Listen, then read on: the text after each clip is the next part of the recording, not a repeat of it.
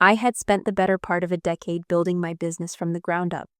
What started as a modest cafe, inherited from my mother, had grown into a bustling chain of restaurants. I had put everything into it: blood, sweat, tears, and long hours that most people didn't see. And yet, none of that mattered the day my father called to break the news. I was sitting in my office, reviewing the weekly sales figures, feeling a small sense of pride in the progress I had made.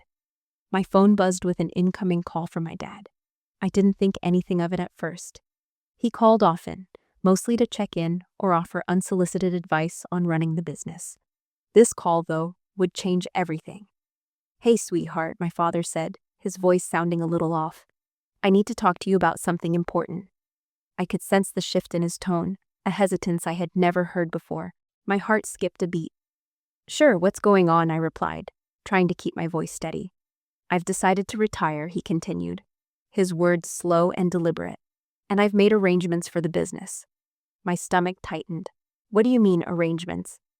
"Well, I've given it to Liam," he said, mentioning his new wife's son, a man I barely knew. "He'll be taking over. I think it's the best choice." I froze. For a moment, I thought I had misunderstood. "Liam? You're giving the business to him. But I've been running it for years. I'm your daughter. This is my legacy. This is what my mother left me." I could hear him sigh on the other end of the line, as if he were tired of the conversation already. "Emma, this is just how it's going to be. I've made up my mind. You've done well with it, but I think it's time for fresh blood. Liam's got potential, and he needs this." A bitter taste rose in my throat. My hands gripped the edge of my desk as the betrayal hit me like a physical blow. My father, the man who had been my mentor, my guide, had just handed over the business I had poured my heart into. Not to me, his own daughter, but to someone else. Someone who didn't have the same emotional attachment, who didn't understand the blood and sweat I had poured into every decision. "Dad, I don't understand. This isn't fair. I've worked so hard for this." "It's not about fairness, Emma," he said, his tone almost dismissive now. "It's about what's best for the future. I hope you'll understand." I didn't say anything at first. I couldn't. My mind raced, my thoughts jumbled. I could feel the walls closing in on me, the weight of my father's decision pressing down, suffocating me. How could he do this? How could he betray me like this? "Dad, please," I said, my voice trembling. "This business means everything to me. I've sacrificed so much for it. You can't just give it away like this." There was a long pause on the other end of the line. Then quietly, he said, "I've already made the arrangements, Emma. You'll be fine. I'm sure you'll figure it out." The call ended abruptly. I sat there in silence for a long time, staring at the phone in my hand. I couldn't believe it. My father, the person I had trusted above all others, had just ripped the rug out from under me.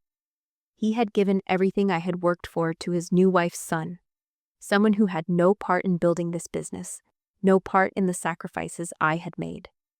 And what hurt the most was that he didn't even think I'd fight back. He thought I would just roll over and accept it. He didn't understand who I was, but I wasn't going to let this go. I wasn't going to let him or anyone else take what was rightfully mine without a fight. The rest of the day passed in a blur. I went through the motions, checking inventory, approving new designs, meeting with clients, but my mind kept circling back to that phone call. My father's words replayed over and over in my head, each one a painful reminder of the betrayal I was feeling. But deep down, I knew one thing for sure. I wasn't going to lose everything I had worked for, not without a fight. I stood up, walked over to the desk drawer, and pulled out the paperwork that outlined my ownership of the business. It was all there, proof that this was mine, that I had built this from nothing, and I wasn't going to let it slip through my fingers. I took a deep breath and reached for my phone again. I wasn't just going to sit back and let him destroy everything I had worked for. It was time to start fighting back. The next few days felt like an endless whirlwind. I went into survival mode, my mind laser-focused on one goal: keeping the business that I had worked so hard to build. My father had handed over my legacy to someone else, someone I didn't even know well, and I couldn't just let that happen. But I knew I couldn't act impulsively. I needed to be strategic, calculated, and prepared. I started by gathering all the documents I had on the business: bank records, contracts, ownership papers, and any correspondence that could help me prove my rightful claim. I combed through every piece of paper, looking for loopholes or any way my father's decision could be legally challenged. I was meticulous, methodical, and determined. I wasn't just looking for a way to prove my father wrong. I was looking for any angle that would allow me to retain control of what was rightfully mine. The more I dug, the more I uncovered. There were no official transfer documents that confirmed the business had actually been handed over to Liam. No legal paperwork had been filed with the authorities, and the ownership remained in my name. My father had made the decision unilaterally, without any formal steps to back it up. But I knew that wasn't enough. My father had always been a man of connections, and I had no doubt he would try to find a way to cover his tracks, to make it look legitimate. So I started making calls. I reached out to the bank, to our accountant, and even to a few of the employees who had worked closely with both my father and me. Every conversation confirmed my suspicions. Nothing had been done legally to transfer the business. I was gaining momentum, but there was still one piece of the puzzle missing: proof that my father had indeed decided to pass the business on to Liam, and that it wasn't just an empty threat. So I turned to the one thing that could provide me with the evidence I needed: my father's own words. Over the years, my father had become accustomed to texting me about business matters. It was his preferred method of communication, quick, to the point, and without much emotion. So I dug through my phone's messages, scrolling back through years of texts. And there it was, in a thread from a few weeks ago. Liam's been asking about the business. I think he's got the drive to take it over. Maybe it's time to hand it off, my father had written. It wasn't much, but it was a clear indication that this had been his plan all along. And it was all I needed to take the next step. I forwarded the text to my lawyer, a woman I had known for years and trusted implicitly. The moment she saw it, her response was swift. "This is good, Emma, but we need more. We need something concrete. Documents, signatures, anything that can prove your father's intent." I nodded, though she couldn't see me. I already knew what I had to do. It wasn't just enough to gather documents. It wasn't enough to have a few damning texts. I had to be prepared for a fight, a big one. And this fight wasn't just with my father. It was with Liam, with my father's new wife, and anyone else who might have a hand in trying to take what was rightfully mine. I spent the next few days making sure every bit of evidence was in place. Every financial record was verified. Every transaction, every decision, every business move I had made was documented. I spent hours organizing everything, preparing for the inevitable legal battle that would follow. But as I looked over the mountains of paperwork in front of me, a sense of calm washed over me. I had done everything right. I had been the one who built this business, not just physically, but with my blood, sweat, and tears. No one could take that away from me, not without a fight.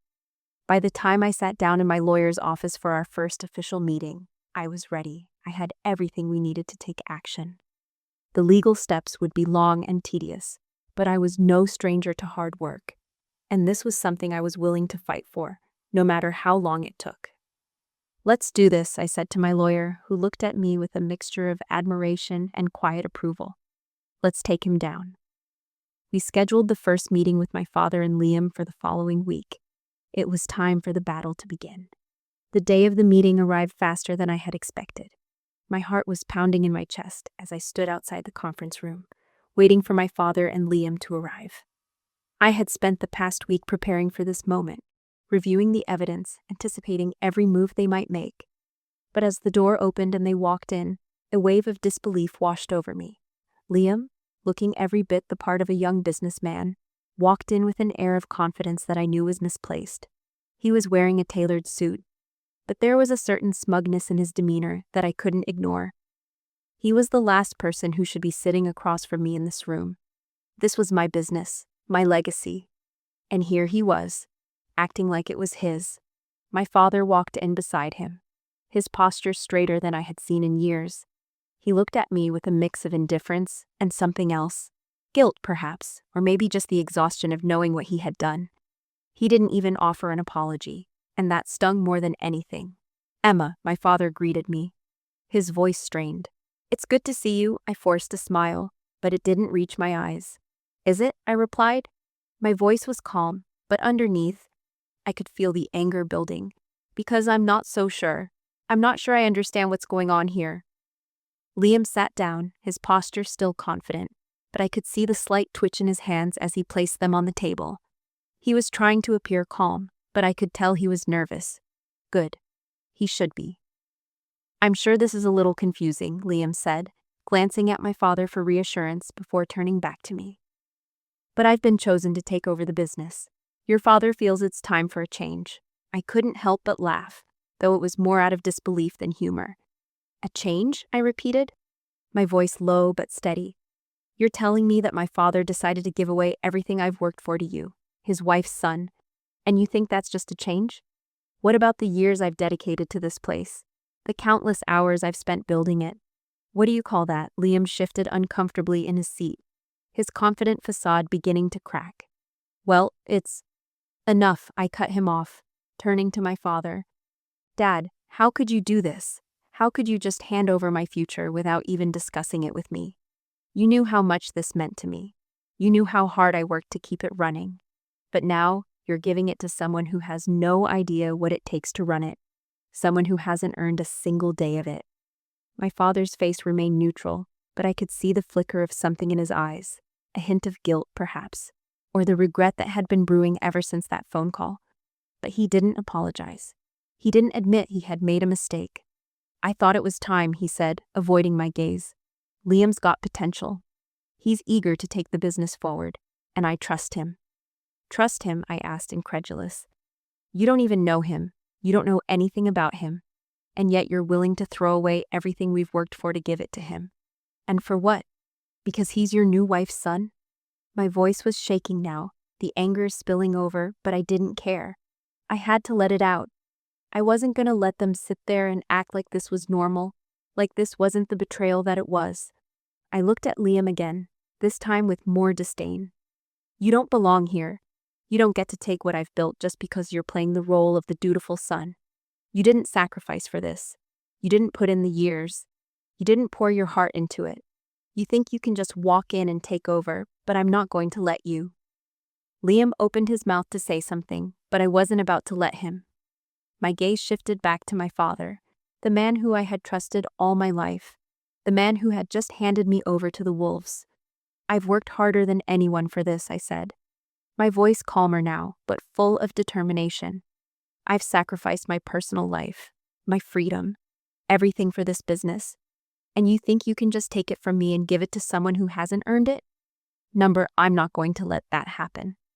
My father shifted uncomfortably in his seat, his eyes flickering between Liam and me. I could tell he was starting to understand the weight of the situation. He knew that I wasn't going to back down. I wasn't going to let him destroy everything I had worked for. But even then, he didn't admit he was wrong. He didn't apologize. Instead, he stood up slowly, as if he was trying to make the decision he'd already made. Look, Emma, he said, his voice quieter now. I thought I was doing the right thing. I thought this would be a fresh start for everyone. But I see now that this is harder for you than I thought. Harder for me?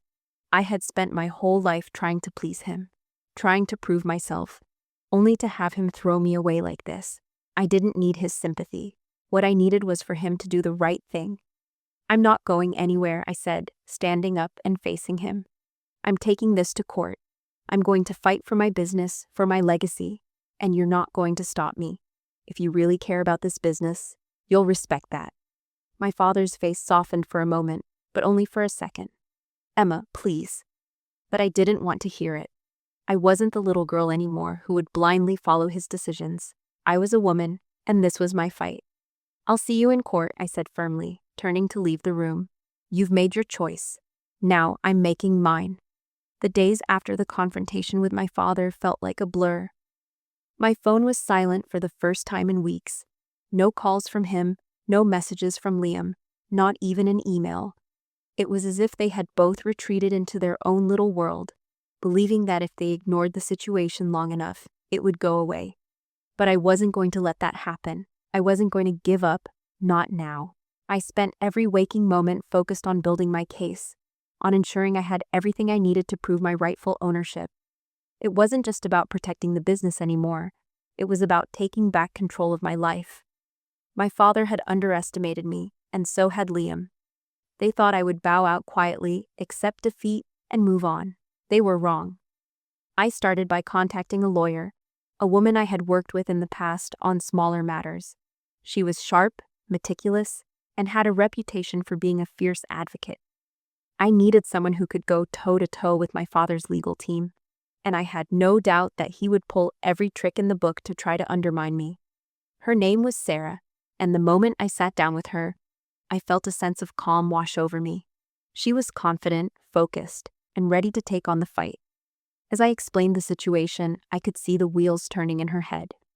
"Emma, this is a complicated situation, but it's not impossible," she said after listening to my story.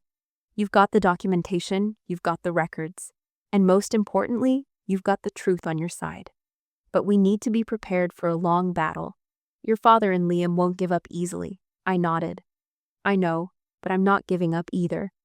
We spent the next few days going over every single detail: the financial records, the ownership documents, every email, every text message, every communication I had with my father. I wanted to make sure we had everything in order before we took this to court. I couldn't afford to make a mistake. Not now. Sarah and I worked tirelessly, going through stacks of paperwork, reviewing every business transaction, and making sure that everything was in line. We even brought in an expert witness to testify about the ownership structure of the business. Everything had to be airtight. But it wasn't just about the documents. It was about the strategy. I knew my father would try to argue that I was unfit to run the business, that I didn't have the vision or the ability to take it forward. He would say anything to make it seem like he had made the right decision. I had to be ready for that. I also knew that Liam, despite his confidence, didn't have the experience or the expertise to run the business. He was a young man with no real understanding of what it took to keep a restaurant chain running. I had spent years working my way up, learning the ins and outs of the industry, making sacrifices and tough decisions. Liam had none of that. But I wasn't going to rely on that alone. I needed more. I needed to show that my father's decision wasn't just a mistake, it was a betrayal. I needed to prove that he had chosen Liam over me without any valid reason, that he had failed to recognize my contributions and my role in building the business. As the days passed, I grew more and more focused. The anger I had felt when I first learned about my father's decision had faded, replaced by a calm determination. I wasn't going to let him or Liam win. This was my fight, and I was going to see it through, no matter what it took. Finally, the day of the first hearing arrived. I stood outside the courthouse, my heart pounding in my chest. I had spent weeks preparing for this moment, and now it was here. I wasn't nervous. I was ready. This was my time to fight for everything I had worked for, to show my father and Liam that I wouldn't back down. Sarah stood beside me, offering her quiet support. "You've got this, Emma," she said, giving me a reassuring smile. "This is just the beginning, but I can see how much you care about this. And that's what will make the difference." I took a deep breath and stepped into the courtroom, ready for whatever came next. The courtroom was a far cry from the cozy office I had grown used to. The cold, sterile environment made everything feel real, too real. The air was thick with tension as I walked into the space, flanked by Sarah and a few witnesses we had lined up to testify. My father and Liam were already sitting at the front, looking far too comfortable. They had their lawyer with them, a slick and polished man who appeared completely unfazed by the situation. But I could tell by the slight twitch in Liam's hand, drumming nervously on the table, that he was starting to feel the pressure. My father, on the other hand, had his arms crossed over his chest, his face stern. It was almost as though he was trying to pretend he didn't care, but I knew better. I could feel the weight of the years between us, all the unspoken words, all the things he had never said to me. And here we were, about to fight over everything I had worked for, everything I had built. The judge walked in, and the room went silent. Everyone stood, and I forced myself to straighten up, to stand tall. I wasn't going to let them see me falter. Not now. "Court is now in session," the judge said, settling into his seat. "Let's proceed." The lawyer for my father and Liam stood first, presenting their side of the argument with practiced ease. He spoke about the importance of transition, the need for fresh leadership, and how Liam's youthful vision would take the business into a new era. His words were carefully chosen, meant to paint my father's decision as one of necessity, not betrayal. It didn't take long before I realized the angle they were going to play. They were going to argue that I was too emotionally invested in the business, that I couldn't make objective decisions anymore. They would claim that I wasn't fit to run it, not because of lack of skill, but because I had let my personal relationship with my father cloud my judgment. I clenched my fists under the table, but I refused to let their words get to me. I had come prepared for this. When it was my turn, I stood up and looked the judge directly in the eye. I wasn't here to play games. This was my future, and I was going to take it back. Your Honor, I've spent the last several years building this business. I started from nothing, with nothing but my own drive and the memory of my late mother, whose legacy I worked to preserve. My father's decision to hand over the business to someone who has no experience, no stake in it, someone who isn't even family in any meaningful sense, was a choice that disregards everything I've worked for, I said, my voice steady but strong. I could feel the eyes of the courtroom on me. The words I had practiced so many times in front of the mirror were now spilling out, and I wasn't holding back. I have all the documentation to prove that this business was built by me, with my own hands. I have invested every part of myself into it. I didn't get here by luck or by being handed anything, and I'll be damned if I let my father give away everything I've worked for without a fight. The judge, an older man with a stern face, nodded slowly. I could see the wheels turning in his head as he listened to my words. I wasn't sure what he would decide, but I knew I had made my case. Then it was Sarah's turn. She stood up and calmly presented the evidence we had compiled. She laid out the financial records, the communication logs, and most importantly, the legal documents that confirmed my ownership of the business. She then presented the damning text messages from my father to Liam, confirming that the decision had been made without my knowledge or consent. I've never disputed my father's right to make decisions about his life, I heard Sarah say, her tone firm. But what we have here is a deliberate and calculated decision to hand over a business that wasn't his to give away. There is no documentation to back this up, no legal paperwork that confirms the business has been transferred to Mr. Liam. This is a blatant attempt to circumvent Emma's rightful ownership. I could see the judge's expression shift as he processed the information.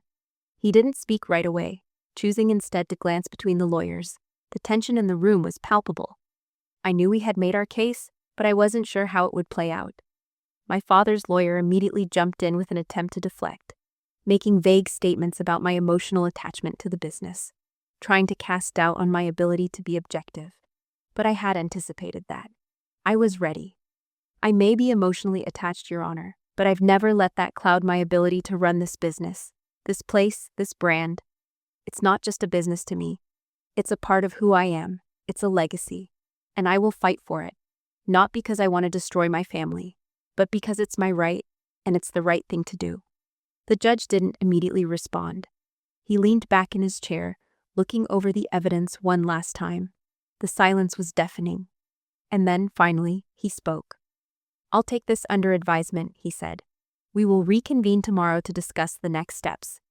The weight of his words settled over me like a heavy blanket. We weren't done yet, but we were closer. As we filed out of the courtroom, I felt a strange sense of calm. The first battle had been fought, but there was still much more to come. This wasn't over. Not by a long shot. The night before the next hearing, I barely slept. My mind raced through every possible scenario, imagining what could happen next, how my father and Liam might try to counter our case, and how I could keep my momentum. My lawyer, Sarah, had been confident, but the fear of the unknown still gnawed at me. The stakes were too high. This wasn't just about a business.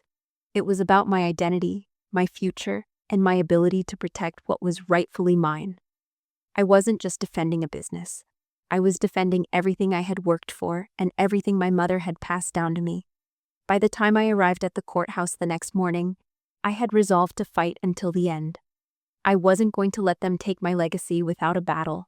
The courtroom was full again, but today, something felt different.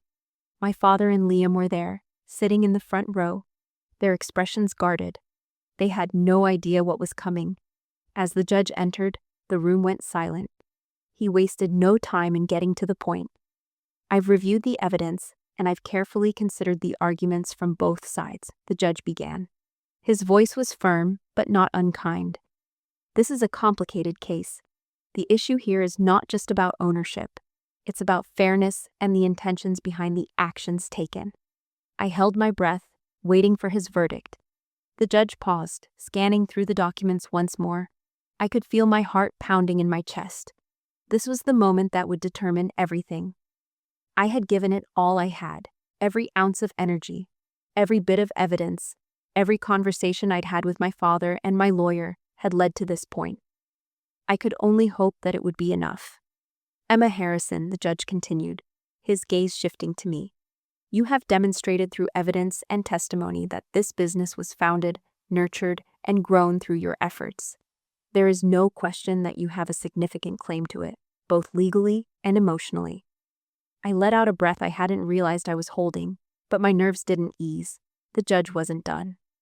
However, he said, the question remains whether your father's decision to give the business to Mr. Liam was made in good faith, or if it was an attempt to bypass your rightful ownership. I felt the heat of my father's gaze on me, but I refused to look at him. I wasn't going to let his regret make me second-guess myself. The judge turned to my father and Liam, his voice stern. It is clear from the documents that no formal transfer of ownership took place, and that the decision was made without consultation with Emma. This undermines the legal framework of business ownership, and it speaks to the absence of transparency in the decision-making process. I felt a weight lift off my chest.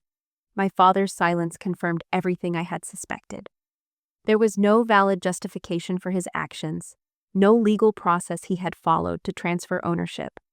This wasn't just a family disagreement, it was a legal breach. The judge's next words were the hardest to hear. Mr. Harrison, the judge said, you may have acted out of a desire to move the business in a new direction, but it is clear that your actions were not conducted in accordance with the law. The business is not yours to give away, and the transfer to Mr. Liam is invalid. I could see my father stiffen, his face reddening with both anger and humiliation. Liam looked shocked, his confident expression cracking as he glanced at my father, who avoided his gaze. The judge then turned to me. As a result of these findings, I am ordering that the business remain in your name. The decision to transfer ownership to Mr. Liam is hereby voided. I could barely believe what I was hearing. My heart raced as the full weight of the decision sank in. The business was mine again, legally, officially, undeniably. My father's attempt to give it away had failed. And as for the assets that were moved under questionable circumstances, the judge added, I am also instructing that all transfers be reversed, and the rightful owner of the business, Emma Harrison, will retain full control, effective immediately. I couldn't stop the smile that tugged at the corners of my mouth. It wasn't just a win. It was a statement, a declaration that I wouldn't be pushed aside, that my hard work and my legacy couldn't be stolen, no matter how hard they tried. My father remained silent, his eyes downcast. Liam, looking completely deflated, didn't even bother to argue. Court is adjourned, the judge said, his gavel striking down with finality. As I left the courtroom, I couldn't help but feel a sense of relief wash over me. The battle was over, but the war for my future had only just begun. The weeks that followed the hearing felt like a blur. The courtroom had been the final battleground, but the real work began once the judge had made his ruling. My father's decision to give the business to Liam had been legally overturned, but the emotional aftermath still hung over our family. My father had never really spoken to me after that day in court. We had exchanged a few strained texts, but nothing more. It was as if the years of trust and understanding between us had been shattered in an instant. Liam, too, had vanished from the picture. He didn't try to fight the court's decision, and though he had left a few messages asking for an explanation or trying to salvage something from the wreckage, I knew it was over. The whole situation had been a wake-up call for both of them, though it was hard to tell if they had learned anything from it. As for me, I went straight back to the business. The moment the judge's ruling was handed down, I was back in the office, reviewing plans for expansion, making sure that the restaurant chain I had built remained as strong as ever. In the months that followed, the business flourished. We opened 2 new locations and launched a successful catering arm that was quickly becoming a staple in the community. The decision to fight had propelled me forward, and now the world was beginning to see me not just as the daughter of a businessman, but as a successful entrepreneur in my own right. The success of the business, however, wasn't the only change. I found myself becoming more confident, more certain of my own worth. I no longer felt like the daughter trying to prove herself. I felt like the woman who had built something strong and lasting. One night, a few months after the court ruling, I received a call from my father. His voice was different, softer, more tentative than I had ever heard it before. "Emma," he began, "I just wanted to say, I know I hurt you, and I'm sorry. I didn't think things through, and I was wrong. I thought I was doing what was best, but I see now that I made a mistake. I've been thinking about everything, and I want to try to make it right." I was silent for a moment. I had spent so many years chasing my father's approval, trying to get him to see me as more than just his daughter, but as an equal. Part of me wanted to forgive him, wanted to bridge the gap between us, but another part of me, stronger now, knew that forgiveness wasn't about letting him off the hook. It was about moving forward on my own terms. "Dad," I finally said, my voice steady, "I appreciate the apology, but what matters now is not just the past, it's the future. I've built my own path, and I'm proud of where I am. I can't forget what happened, but I don't need your approval to keep moving forward." The line was quiet for a moment, and I could hear the weight of my words settling in. I didn't want to hurt him, but I knew that this was the boundary I needed to set. "I understand," he said, his voice quieter now. "I'll always be here if you need me, Emma, but I know I can't fix everything. I just wanted you to know that I see you now." With that, the conversation ended. There were no more words to say. My father had finally come to terms with what had happened, but I knew that the journey for both of us was far from over. As for Liam, I heard through mutual acquaintances that he had moved on. He was trying to make a new life for himself, but there was always an undertone of regret in the stories I heard. He hadn't been prepared for the realities of what it meant to build something from scratch, and that lesson, I suspected, would follow him wherever he went. The real victory, however, wasn't in the court ruling or in any of the legal battles I'd won. It was in how far I had come. I had started as a young woman trying to prove herself in a world dominated by men, trying to live up to her mother's legacy and her father's expectations. But now, I had proven something far more important. Not just to my father or to Liam, but to myself. The business I had fought for was thriving, and it wasn't just about the revenue or the accolades. It was about the people I had helped along the way, employees, customers, even fellow entrepreneurs who reached out for advice. And as the years passed, I became a mentor, a symbol of what could be achieved with hard work, resilience, and an unwavering belief in one's own worth. In the end, the best revenge wasn't about destroying my father or Liam. It was about building something greater than they could ever have imagined, something that stood tall in the face of adversity. As I stood in the lobby of my newest restaurant, looking around at the bustling scene, I realized that the only thing I needed to prove now was that I was more than capable of standing on my own. I had survived their betrayal, but I had also thrived because of it. And that, I thought, was the ultimate victory.